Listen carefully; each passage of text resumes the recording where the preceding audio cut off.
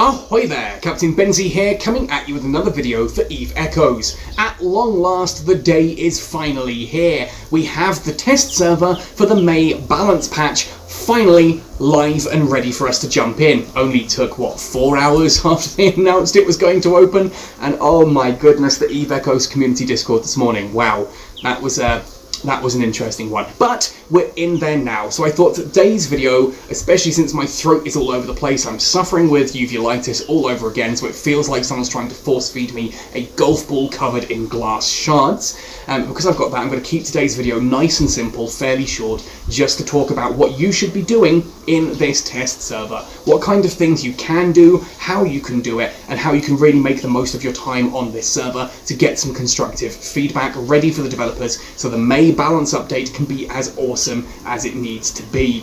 Now, that said as well, it's worth noting exploration isn't in yet. That could be added later on in the cycle of this particular server, and we don't know. It might just be that the developers want us to focus on the balance patch and the details of that, so we're going to go in and have a look at the ships, have a look at the different changes to armor and shields and things like that, and see how this all plans out.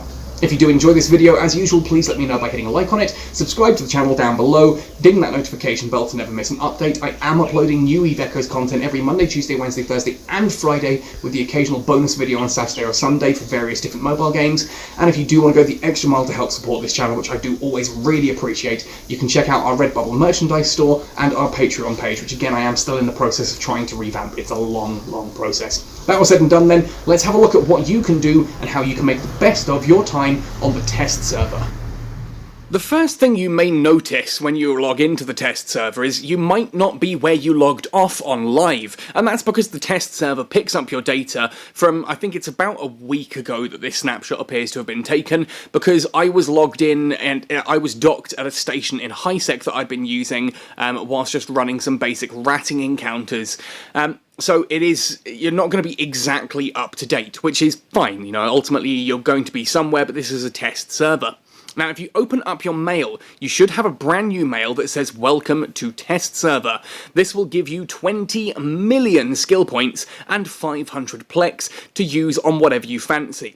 Now, if you're someone like me who's been playing the game for a while since launch, this should push you all the way into tech level 10, but I am getting reports that not everyone quite reaches that point, which I'm a little bit sad about, and I am hoping that NetEase will give more SP over time so that those who aren't tech level 10 can still join in this test. Fingers crossed at the very least. Again, I do apologise for my voice and my throat today.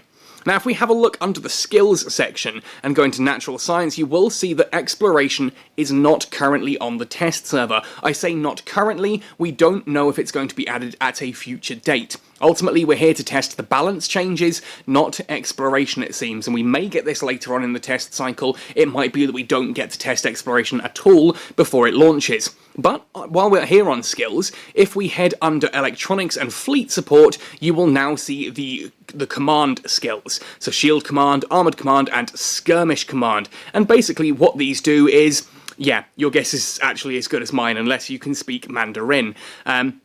These are still written in Chinese, which is ever so slightly disappointing. It appears to be increase to range, I imagine increase to the abilities effects, decreases to some of the other things that are going to be like the power grid and consumption use and things like that, but ultimately, yeah, it's all written in Mandarin, so I really can't tell you much more than that, I'm afraid. But what if you want to try these out? Well, I'm sure you'll notice already, I'm parked in a Fenrir for the beginning of this. And if you go to your market, fingers crossed this works, and look at some of the different ships and things here, you'll find that a lot of these are seeded at every ITC for dirt cheap. So the Fenrir, for example, you can buy this for 100 ISK from your local ITC. Then you just fly out there and pick it up and have a look at this.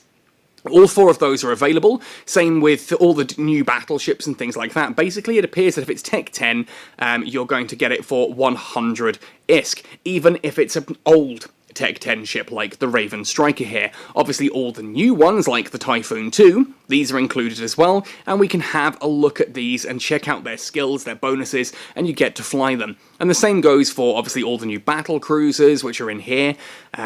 like the Naga 3, the Oracle 3. Some of these are really cool looking ships. The new Command ones are in as well. Under cruisers, again, we get all things like the Blackbird 3 Covert Ops there, the Osprey 2, which just looks amazing, the Scythe 2 in its beautiful black coloration. It's, you know, it's all here for you to grab and test with impunity. Again, we do have a slight problem when it comes to destroyers this time around. Oh, surprise, surprise, it's the destroyers that cause the issues, right?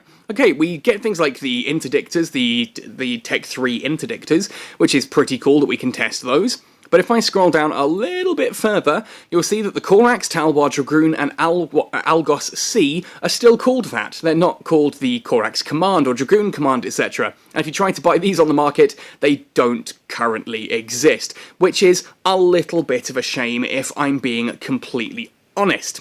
But we're also seeing things like some of the mid-slots and things that we're checking and testing here, like the command modules. It seems that these are still available on the market for you to buy and have a test with. And I'm looking forward to doing a command burst video for you all very, very soon. I just want to get the destroyers out there. I've been having a bit of fun flying around in the Hurricane Guardian for the time being, with the command bursts fitted on there, just to see how it affects your ship. And little spoiler alert, command bursts affect your own ship too, which means the command destroyers may actually be somewhat interesting. But again, that's another topic for another video. You can have a look at all of these here and see what's going on.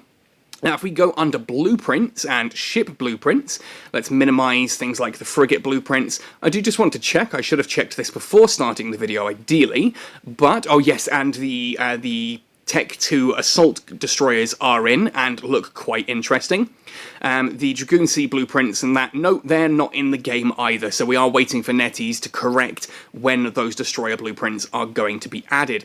But if we go a little bit further into this and have a look beyond the battleship blueprints, we should have, fingers crossed here, folks. There we are, freighter blueprints. If we look at the Fenrir, for example, again, no BPs on the market for these, which currently is disappointing. It means you can't try building one, but you can buy it straight out of the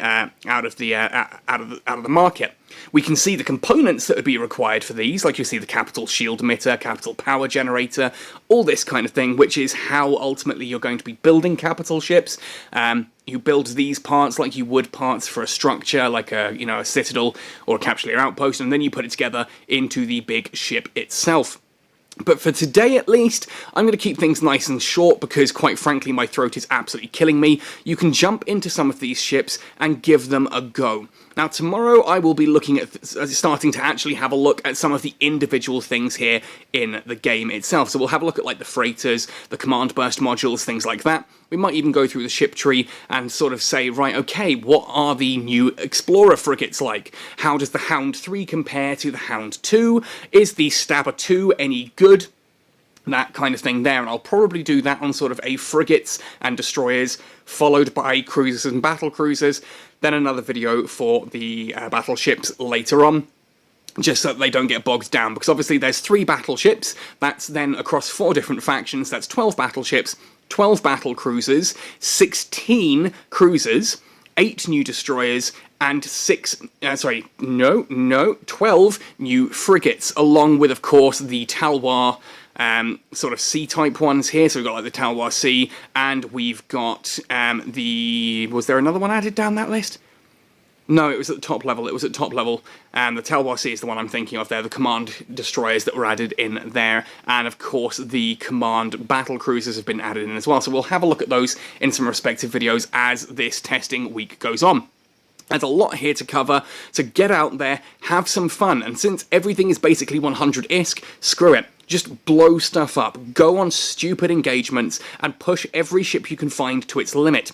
Find out what you think of these balance changes. Try armor tanking everything. See how it works out compared to shield tanking. Because again, if you go into your skills, you've got a whole load of skills that you can reset. Plus, you've got this free quota of 99,999,999, which I'm glad to say is not a one-off. You can completely respec, and if that costs you 30 million, you can then respec again for 30 million and again for 30 million, and you'd still have like 9,999,000, etc. still to spare on that. So really, go crazy, knock yourselves out, and have a great time figuring out how all of this stuff works. I'll be putting up videos throughout the week and shouting about all the cool new stuff that's coming and how this works. If you do have feedback on something, like you think it's not working properly, or you want to just shout out and say, we need our covert ops destroyers back, because this is a key thing right here, I'm going to spend the end of this video getting you all on board with me for this, because we need to be bombarding the developers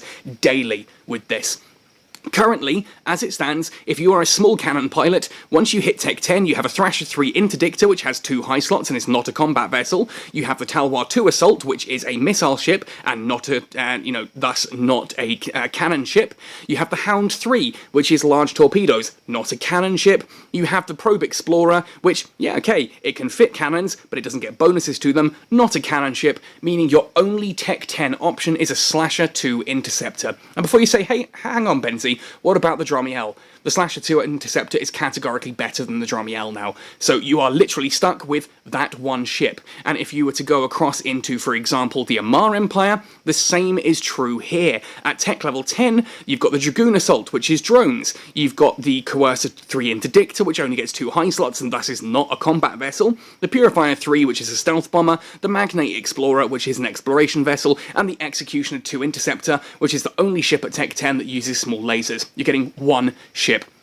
I get that maybe they didn't want to have destroyers with covert ops, so getting rid of a Coercer covert ops and a Thrasher covert ops and a Catalyst covert ops and a Cormorant covert ops kind of made sense to not have the covert ops, the covert ops cloak, which quite frankly I'm perplexed by. That's a really cool ship. It's not at all overpowered and it's great fun to fly. Trust me, the Thrasher covert ops was one of the most fun I've had on any ship, which is why I started to fit my Thrasher 2 Interdictor the same way that I would fit the covert ops, but without the cloak, just to show that you can have this kind of fun with destroyers. They've taken that away, so the Thrasher 2 Interdictor can no longer use that fit. If you've been watching my video on the Thrasher 2 Interdictor, you'll see that the Thrasher 2 Interdictor now only has 2 high slots, so it's pointless to try and do that combat fit with it, because it just doesn't work anymore.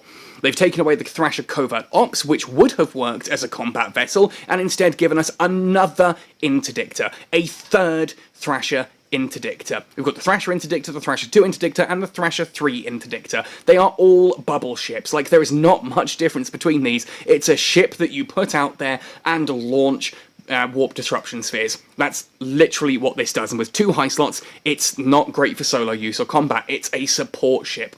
And do we get like a Thrasher 3?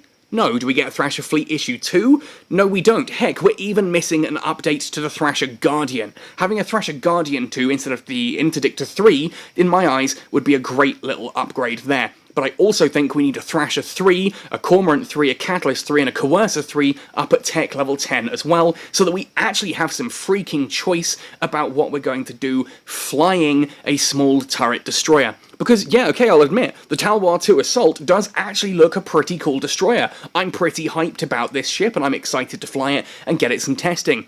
But it's missiles, and the same with the Corax 2 Assault. That's a missile destroyer. And then we have the Dragoon 2 Assault and the Algos 2 Assault, which are both drone destroyers. So if you're a small turret pilot like me, you're going to be screwed when if this goes live the way it does, because you're going to have one ship that you can fly at tech level 10. One ship that is actually interesting to fly. So please get onto the Eve Echoes community Discord, give your feedback in game through the little AI app thing, and tell the developers that we need those small turret destroyers back, whether it is the Covert Ops variant, which I would be all for, or possibly even just having a Thrasher 3, Coercer 3, etc, etc, etc. Those need to come back. Anyway, so that's what we need to do today in regards to the test server. Get out there, have fun, blow stuff up, try out some new ships and some new modules, and heck, let me know in the comment section down below what kind of fun you're having. Like last time we had one of these, there were massive fleet battles. People just blowing each other up because they could, because ships were 100 ISK to rebuy. So, you know what? Go for it. Have fun, tell me how much fun you're having, and yeah, I really look forward to reading those. Hopefully it'll make me feel a little better.